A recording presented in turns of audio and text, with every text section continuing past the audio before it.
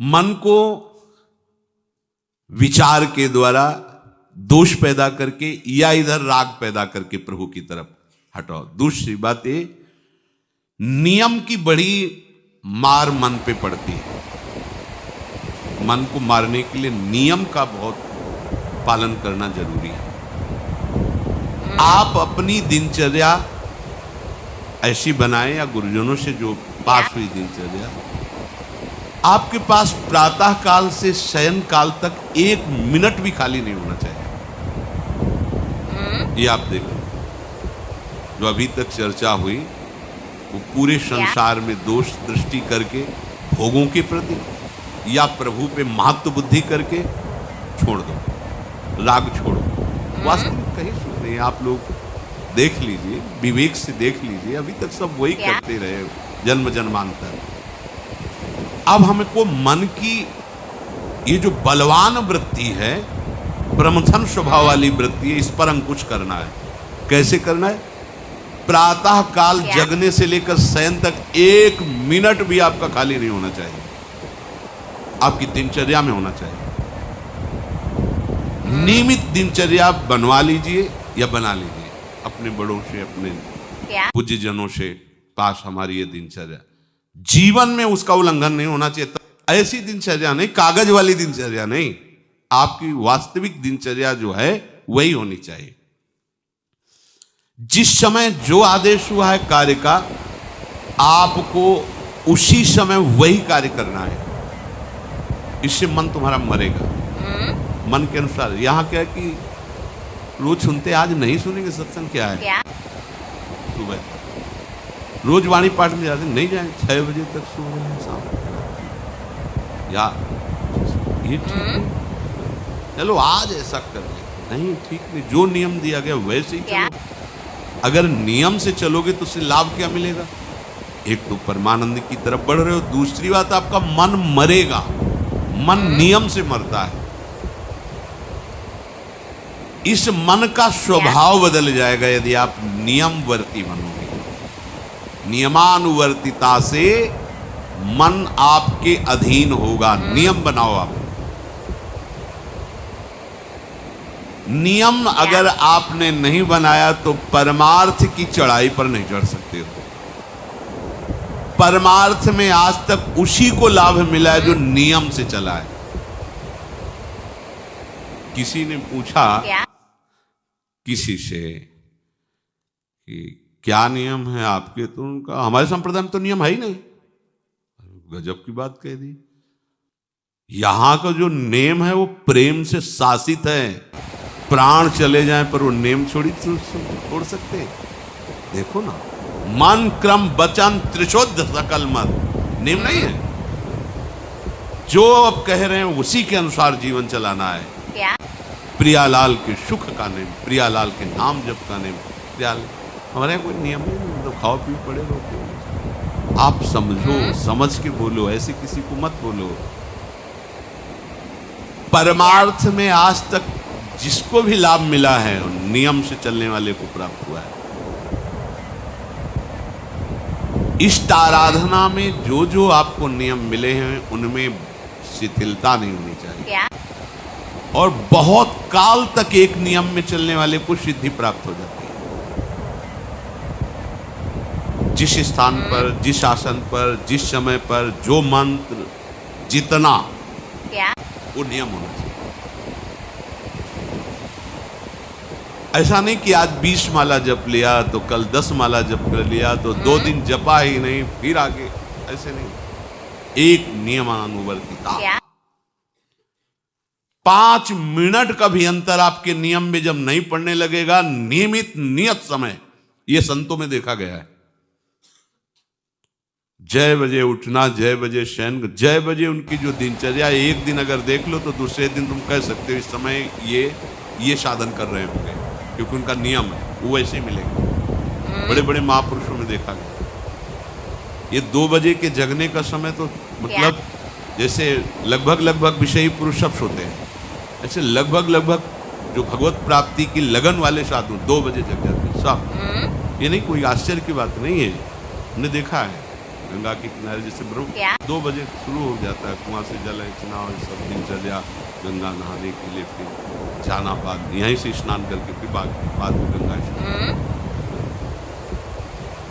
जो अनियमित साधन करता है, यद्यप साधन अविनाशी, पर मन मरेगा नहीं, मन अधीन नहीं होगा, ध्यान रखना। अनियमित, नियमित, आज 1 घंटे बैठे, कल 30 मिनट बैठे, परसों 10 मिनट और फिर आगे बैठे नहीं 2-4 दिन, बिल्कुल ऐसा नहीं। चाहे 10 मिनट से शुरुआत करो तो 11 होना चाहिए, कभी 9 नहीं होना चाहिए। और बार बार दिनचर्या का परिवर्तन नहीं होना चाहिए, मंत्र का परिवर्तन नहीं होना चाहिए, नाम का परिवर्तन नहीं होना चाहिए, खाने पीने का, शयन का, जगने का बिल्कुल नियत समय होना चाहिए मन को वश में करने के लिए। ये जो लोग जब जहां जैसे आया चिड़िया की तरह चुनते रहते हैं, कुछ लोगों को तो देखा है यहाँ तो शासन में, सत्संग में भी बोतल खोली, एक फूट ऐसे थोड़ी थोड़ी देर पर, अरे मर थोड़ी जाओगे, अमृत बरस रहा भगवत चर्चा, उसका पान करो। चिड़िया की तरह कभी ऐसे जेब में डाले, वो रंगीन पूड़ी हो नहीं होती ऐसे थैली निकालो, भुजिया चौराहे 2 पानी, मर थोड़ी जाओगे। एक बार भोजन डाल दो, प्राण पोषण होता रहेगा, एक बार नहीं 2 बार दो। इसके बाद ज्यादा ये नहीं होना चाहिए, थोड़ा ये पाया, थोड़ा वो पाया, थोड़ा प्रसाद में मिले प्रणाम कर लिया, जरा से चख लिया, रख लिया, और जब प्रसाद पाए तब पा लिया। बार बार खान पान से भजन में विक्षेप पहुंचता है। अगर मन को मारना है, भगवत प्राप्ति करना है, तो खान पान का समय, शयन का समय मानो आप 9 बजे से 2 बजे तक, 9 बजे आप सैया पर होना चाहिए। 2 बजे आप सैया छोड़ ही दो, नींद आई हो या ना आई हो, इससे कोई मतलब नहीं। नियम सो नियम, ये नहीं आज रात में नींद नहीं आई तो आज सो लेते, नहीं, उठो तुरंत। आपकी दिनचर्या, अपने लोगों ने अभ्यास जब किया ना, तो उसमें ये नहीं कि जग के विचार करना है कि उठना है। जीव ही घड़ी पर दृष्टि गई, आज तक भगवत कृपा से कभी अलार्म नहीं लगाया, बचपन से लेके अभी तक। मिले ही गई घड़ी तो अलार्म क्या लगाया, गंगा के लिए घड़ी लेके कौन घड़ी देगा, गरीब किसानों के। एक समय निश्चित, 5-10 मिनट के अंतर की बात नहीं, तुरंत वस्त्र हटाओ, तुरंत। ये नहीं कि ओढ़ के ध्यान करेंगे, वो ध्यान नहीं होगा, वो सो जाओगे। वो पहले अगर सर्दी के समय हटा दो, ऐसे खुले बैठे, ठंडी लगेगी, अब नाम जप करो जितनी देर तुम्हारा नहीं तो चलो अपना शौच स्नान पवित्रता, फिर उस शयन वाले आसन पे न बैठे। अगर फिर नहा धो करके बैठ जाओगे तो एक नींद पूरी और हो जाएगी उसमें। और प्राय लोग यही करते ना कि पहले तो बोले नहाने धोने की जरूरत नहीं, नाम जप कर लेंगे, उसी में बैठे। ओढ़ के अगर बैठ गए तो सूर्य उदय हो गए, कितने नाम जपा उनको खुद पता नहीं, क्योंकि वो कम्बल की उसमें, या नहा के जल्दी से ओढ़ के बैठ गए फिर सो गए। ऐसे साधना नहीं होती। स्नान करने के बाद फिर आसन में बैठ कर बहुत साधारण अवस्था, ऐसा नहीं कि खूब गरम गरम कंबल ऐसे ओढ़, नहीं, ठंडी लगनी चाहिए, शांत बैठ, आंख खुली, ध्यान नहीं करना चाहिए, आंतरिक ध्यान करो। आंख मूंद ली ना तो सुषुप्ति में पहुंच जाओगे। ध्यान पूर्वक ऐसे, जैसे चातक स्वाति की बूंद को निहारता है। भागवत में आया कि कैसे सुनता होना चाहिए, वक्ता के प्रति चातक दृष्टि से देखते, एक एक शब्द श्रवणेंद्रिय से वो पान कर रहा है, शांत देखते हुए ऐसे पान। श्रुता सोई परम सुजान, सुनत चित रति करे। आपके वस्त्र पहनने का ढंग, चलने का ढंग, बोलने का ढंग सात्विक होना चाहिए। सोमवार को अमुक रंग का, मंगल को अमुक रंग का, बृहस्पति को अमुक रंग का, ऐसे। चलने की भी अलग अलग स्टाइल, अलग अलग से डालना। कब अगर भगवत प्राप्ति करनी है तो सात्विक चाल हो, सात्विक भाषा हो, सात्विक वस्त्र हो, इनका भी बहुत प्रभाव पड़ता है। वस्त्रों का भी प्रभाव पड़ता है, चाल का भी प्रभाव होता है। अभिमान की चाल देखना, छाती में हड्डी हड्डी पर फैला के चल रहे मानो सूरवीर है। हाँ, जांघ में मांस नहीं है, केवल पैंट ही पैंट दिखाई दे रहा है। बात ऐसा अभिमान है, ऐसे टांग चला मानो। ये सब नहीं, सात्विक वृत्ति से चलो, सात्विक कपड़े पहनो। ऐसा नहीं कि अब लाल ही पहनना है तो अमुक कंपनी का आना चाहिए, लाल रंग का या पीले रंग का। कितने का स्वेटर? बोले 1,70,000 का है। क्या?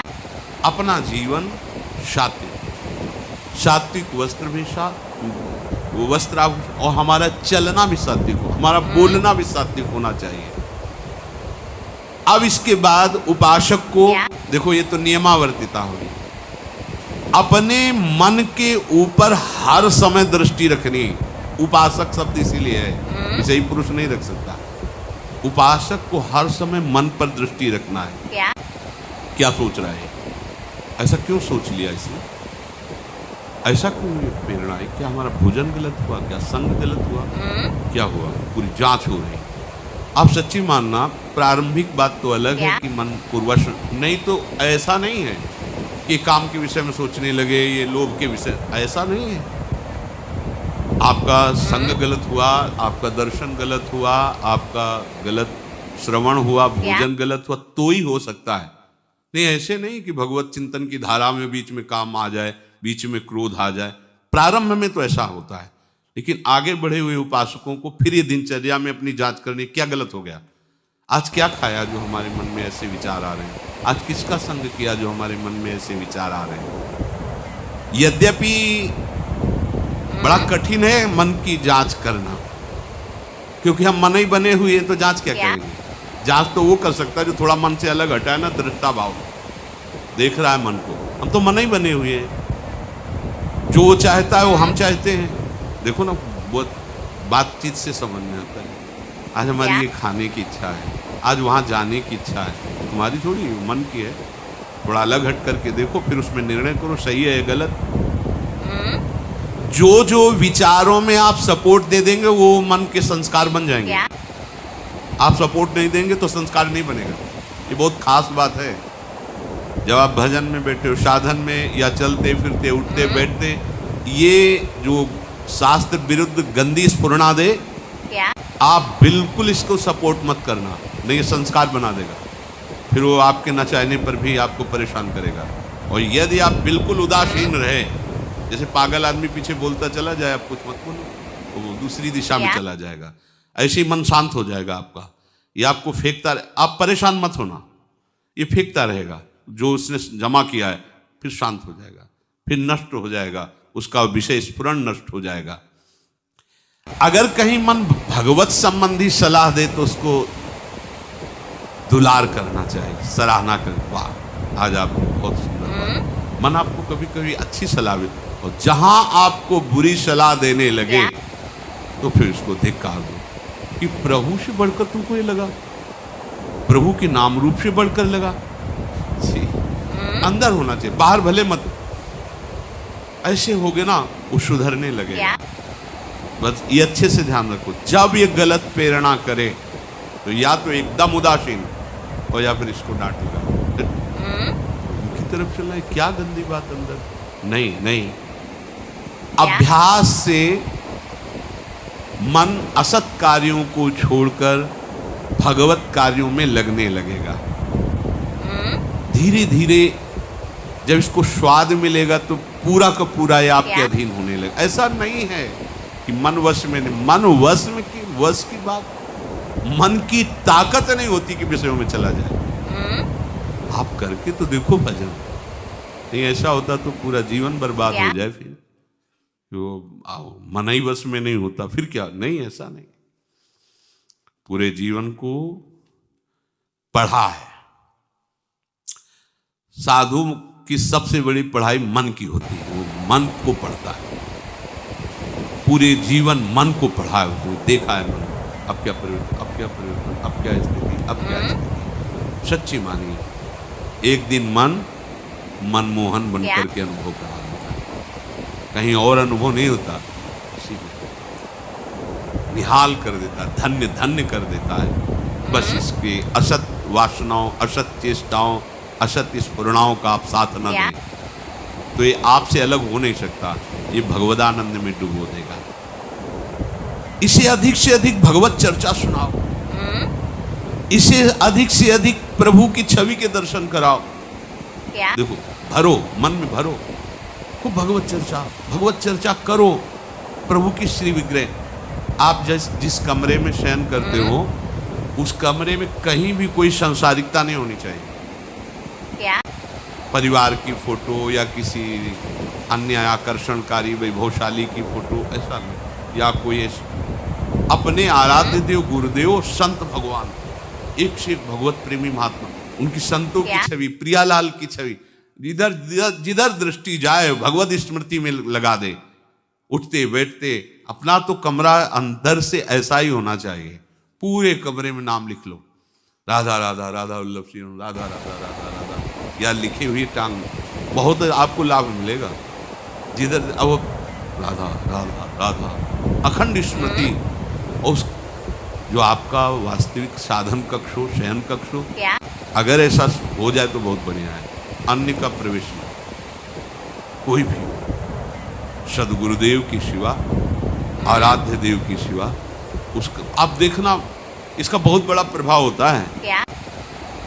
कई बार इस बात का अनुभव हुआ कि जैसे बाहर मन विक्षिप्त हो गया किसी बात से, किसी उपासक से, और जे भी एकदम जैसे एकदम बदल गए व्यक्ति, और भजन बड़ी तीव्रता से होने, क्योंकि वो आप परमाणु होता है, भागवती कक्ष होता है। इसके लिए भाई जी ने भी सावधान किया, अगर ऐसा हो जाए तो मान लो असुविधा है तो बात नहीं। अगर ऐसा हो जाए, भगवत मार्ग के पथिक का जो वास स्थल है, जहाँ वो शयन करता है, बैठता है, उसमें सांसारिक पुरुषों का प्रवेश है। इसलिए हो सकता शब्द लगाएगा, एक ही परिवार में रहते हो आप, ऐसा झगड़ा करोगे कि हमारे कमरे में ना जाए कोई रिश्ते नातेदार या अन्य परिवार के सदस्य, कठिन हो जाएगा। अगर हो सकता हो तो भगवत प्रेमी महात्मा के सिवा, भगवत भजन करने वाले के सिवा प्रवेश न हो, तो आप देखो कि उस कमरे में ऐसी परमाणु आ जाएगी कि आपका मन वहां प्रवेश करते ही भजन में लगने लगेगा,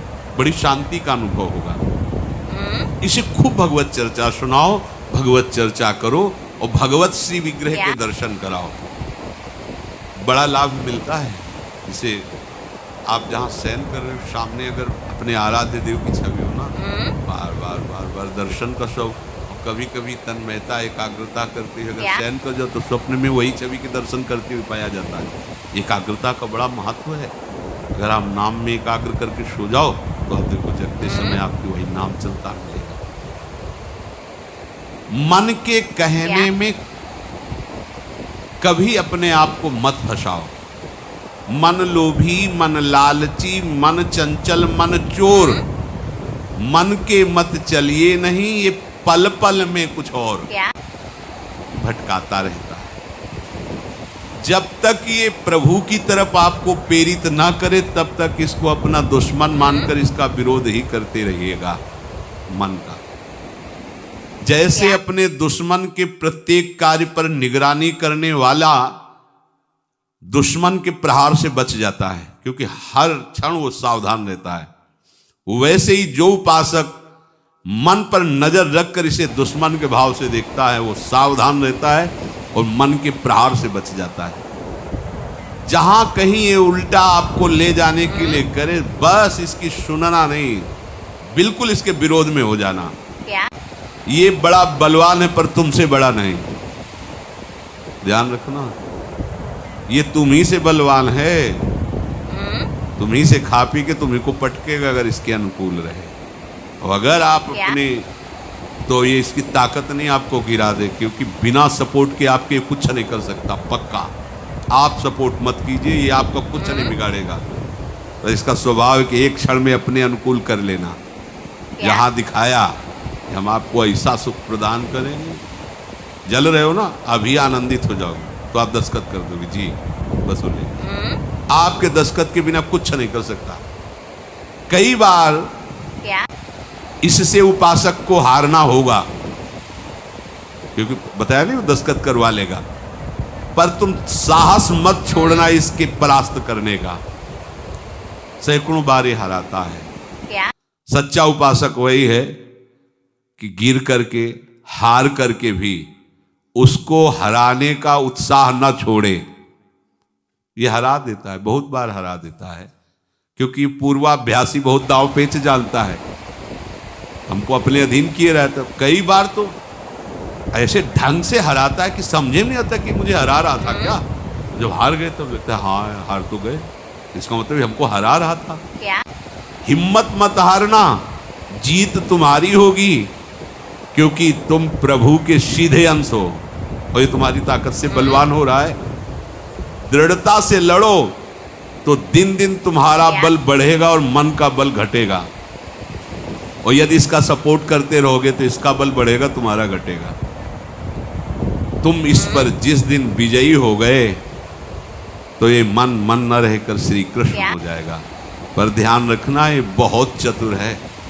ये कभी डरवाएगा तुमको, फिर अपने अधीन करेगा। ऐसा ही होता है। कभी फुसलाएगा, कभी लालच देगा, कभी बड़े सुख का प्रलोभन देगा, परंतु तुम इसके धोखे में मत आना। भूल कर इसका विश्वास न करना। अपनी हिम्मत टूटने न पावे, लड़ने में कमी न होने पावे। इससे लड़ाई लड़नी। यह हम मन से तो लड़ते नहीं, बाहर झगड़ा करते घूम रहे हैं। इससे लड़ो, ये बेईमान जो हमको परास्त कर रहा है।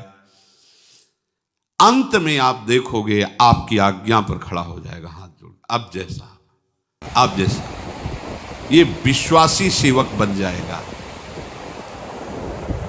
मन को कभी निकम्मा मत रहने दो। अब तो सब हो गया, वाणी पाठ भी हो गया। 3 घंटे तो कोई बात है नहीं, 3:30 बजे शाम को जाना है। 3 घंटे में वो इतना मसाला एकत्रित कर देगा कि 3 महीने में तुम सत्संग के द्वारा उतना सामग्री नहीं एकत्रित कर पाओगे उसको हराने के लिए। बहुत चतुर है, इसको खाली मत लो। एक आदमी ने भूत सिद्ध किया, भूत सिद्ध हो गए। भूत ने कहा कि काम बताओ हमें। अमुक काम एक क्षण में कराया। और बताओ। और क्या बताएं? बोले काम नहीं बताओगे तो ढाक पटक देंगे तुम्हें मार देंगे। वो जो भूत सिद्ध करने के लिए मंत्र दिया था, वो गुरु के पास गया। बोले महाराज तो कह रहा मार डालेंगे अगर काम नहीं बताओगे। ठीक है, एक लंबा बांस खड़ा कर और कहा इस भूत को आदेश करो, इस पर उतर। जब तक हम कोई काम ना बताएं तो यही तुम्हारे ऊपर क्या? ऐसे ही मन भूत है, उठाक पटक देगा आपको किसी न किसी विषय में। इसको काम बताओ क्या? राधे श्याम राधे श्याम राधे श्याम। चढ़ते उतरते रहो, इसे नाम में चलते रहो। जब और कोई काम होगा तो बताएंगे, चलो सेवा कर लो, बाड़ी पाठ कर लो। नहीं है ना, राधे श्याम राधे श्याम राधे श्याम। पक्का समझो भूत है, मार देगा तुम्हें। अगर राधे श्याम रूपी बांस में इसे चढ़ाओगे, उतारोगे नहीं तो पटक देगा किसी न किसी विषय में। फिर छाती जलेगी, दिमाग खराब होगा, डिप्रेशन में पहुंच जाओगे। ये ऐसे ऐसे कर्म करवा देता है कि लगता है अब भी इसकी जरूरत है।